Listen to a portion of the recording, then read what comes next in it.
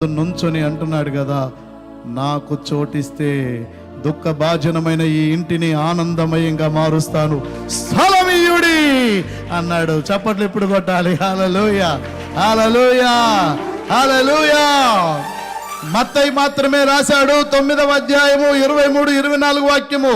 అంతలో యేసు అధికారి ఇంటికి వచ్చి పిల్లన గురువులు వాయించు వారిని గొల్లు చేయుచుండు జన సమూహమును చూచి, నేను చెప్పినాక సౌండ్ పెంచి చెప్పండి, స్థలమియ్యుడి,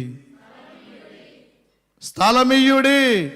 ఇది మత్తయి మాత్రమే రాశాడు, మార్కు రాయలేదు, ఇతర సువార్తికులు రాయలేదు.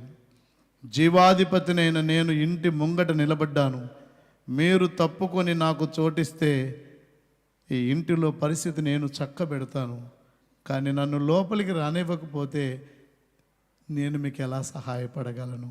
ఈ చిన్నది